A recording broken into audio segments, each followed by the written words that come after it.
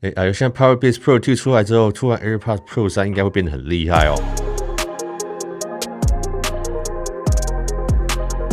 好，我们今天新闻就来分享了 AirPods Pro 3所有的爆料规格，还有我们现在因为苹果新的 Powerbeats Pro 2的产品推出啊，里面一些新功能，让我们更相信 AirPods Pro 3很多爆料可能都会成真。那开始前，我们先问大家，你们现在手上用的是哪一款 AirPods， 或是哪一款真无线蓝牙耳机？那你们觉得在功能上面啊，或者你们觉得有什么不足的地方，希望下一代会改进，那都可以先在下面留言跟大家分享。好，那我们直接开始。那我们先来讲 AirPods Pro 这个产品线。那在第二代大约是2年半前左右推出。那其实这一款呢，就是苹果在真无线蓝牙耳机里面，我们排除我们也想提到没有更新的 Max 之外，其实 AirPods Pro 2呢，在大家心目中地位就是还蛮高。那即使在去年 AirPods 的第4代推出来之后，那虽然它增加了通透降噪，但因为里面阉割掉了一些功能，让很多人其实在等新耳机的人都还是锁定 Pro 系列。但其实这2年半内呢 ，AirPods Pro 2也是有经历小改款。那除了硬体上面最明显的就是它底部的 Lightning 接孔改成 USB Type-C 之外，其实在其他的硬体部分也是有升级。比如说改成 Type-C 之后呢，它的充电盒从 IP-X4 升级到 IP54 的防水防尘等级。那它在耳机上面呢，也支援有更低延迟的高音讯的编码，所以变成 USB-C 的 AirPods Pro 2是苹果现在真无线蓝牙耳机里面唯一一款可以支援苹果无损的高音质。但是这个是只有搭配 Vision Pro 使用的时候才有办法解放。那另外呢，苹果也有说这个小改款的 AirPods Pro 2呢，它在声学架构上面有稍微不一样，但在大家一般的盲测下面，或者甚至用机器去测它的波段，其实得到的结果是差不多的。那除了硬体功能呢，软体功能也有非常多的进步，就是苹果单纯用韧体更新就让这副耳机增加非常多功能。那像你头部转动点头就可以增加它的控制功能，其他像是更好的语音隔离功能，还有通话时候背景音的去除，那还有专为游戏设计的空间音讯。随着进来更多的 iOS 8.1.2 的更新，部分的地方呢，它推出支援助听器的功能。所以呢，某方面角度你要说苹果 AirPods Pro 2推出新款速度有点慢，但是苹果用这种韧体更新的方式，让它有点像是 1.0、2.0 的产品这样增进。所以到现在要接近3年的时候，苹果到底在这个大更新的周期会推出什么新的功能？那首先呢，就是它外观跟充电盒上面，我们看到在 AirPods 的4代上面，它整个体积有缩小。那其实里面一些结构设计上的改变，像前面的这个灯啊，还有后面的按钮，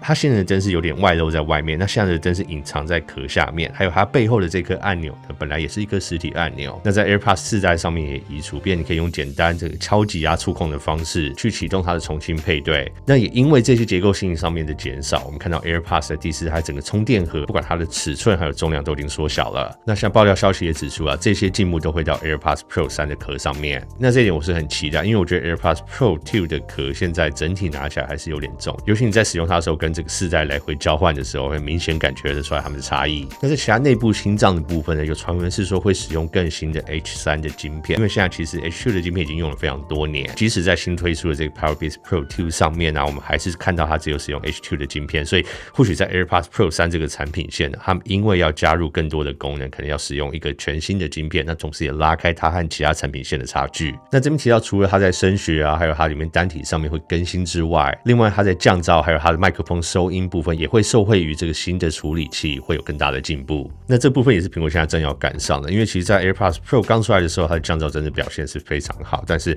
随着越来越多厂牌啊，他们也推出他们自己的产品，然后大家都有在每一代更新，甚至更新的速度都比苹果快的情况下，很多人都在抱怨，觉得 AirPods Pro 2现在的降噪表现已经有点不在前段班了。但在通透的表现上面呢，我觉得苹果目前还是表现的最好的。那下一个大家先前爆料最多怀疑的点就是健康侦测的功能。那现在随着 Powerbeats Pro 的推出呢，这个应该没有什么疑虑。但大家现在都在怀疑说，到底苹果会不会有必要把这样的功能放在他们耳机上面？还有，如果放弃这样的功能，对它的续航上会有什么影响？那我们现在以 Powerbeats Pro 2来做参考，以同产品线去对比来讲 ，Powerbeats Pro 2呢，其实对比前一代还是又更轻更小了一点哦。所以它在这种情况下，它可以加进这个健康侦测的感应器，那同时它的续航上面也没有妥协。那理论上这样的技术要放到 AirPods Pro 3上面啊，同时又维持它的高续航，还有它其他的表现，我觉得应该是可以办到。但是爆料里面讲出另外一点会做出差异的，就是说他们会在里面增加体温侦测的功能。那其实我们先讲不管是心率侦测或是体温侦测，现在在其他厂牌的耳机上面都已经有加入这样的功能，但是唯一的小抱怨点就是说他们的准确度还是有差。那苹果或许要等到说确认它的准确度是可以接受的情况下，才会放进他们产品线里面。那这个温度侦测的不准确呢，其实苹果也是理解的。那现在在苹果手表里面的温度侦测呢，苹果刻意不让它显示真正的温度，那它会在长期侦测，比如说1个星期之后呢，能会跟你讲说你身体体温可能在未来这几天会有什么变化，或者说当它有剧烈升高或者降低的时候才会提出一个提醒。所以你看到的数据是你的温度有没有增加个1-2度的这种数据，而不是确切说你现在体温可能是36还是37度。那用这种方式侦测，它可以规避掉是被归类为健康器材。那或许这样比较粗略的健康侦测功能也是比较适合放在这种消费型的穿戴式装置上面。那下一个讲到比较遥远的功能这个也是大概传了1年多。那他们说在新的 AirPods Pro 3，那甚至可能是更新的一代第4代上面可能会加入红外线镜头。那这个爆料呢，因为先前跟这个健康侦测两者有一点相互交叉，有人认为说会不会这个镜头讲的就只是健康侦测器，但是其实这个爆料公民期分析师或者是 Bloomberg 的 Mark Gurman 都有很直接的讲出，增加的这颗镜头呢，它的目的跟健康侦测没有关系，它主要是要搭配 Vision Pro 来使用。那可能更好的侦测你的现场环境，它可以对苹果在空间运算上面增加更多的数据可以去读取。那也或许未来 Vision Pro 这类的产品慢慢在缩小或者变成一个眼镜的形式之后，它可能也不会有那么多颗镜头在四周。那这种时候是不是可以依赖 AirPods 这类的产品上面的相机来增加它整体空间运算得到的数据？但同时也要想回来，到底有多少人会长时间一直戴着它的耳机？至少我自己本身不会。那到底苹果要怎么使用它？会不会在 AirPods Pro 3的时候就已经预先加进去，但是很多功能可能还没有开启，就像 AirPods Pro 2一样，逐年随着他们软体的进步新功能推出，然后用韧体更新的方式让它增加新功能。好，那最后大家最期待的上市日期，这个就是很多人问了，到底是什么时候会出应不应该买现在的 AirPods Pro 2？其实爆料消息指出，上市的日期应该是在今年9月左右，正好是这个3年的周期。但我们还是要先提醒大家，这种预测爆料上市日期都很难完全的精准。可能除了我们可以确定每年 iPhone 跟苹果手表都会在9月推出之外呢，其他的产品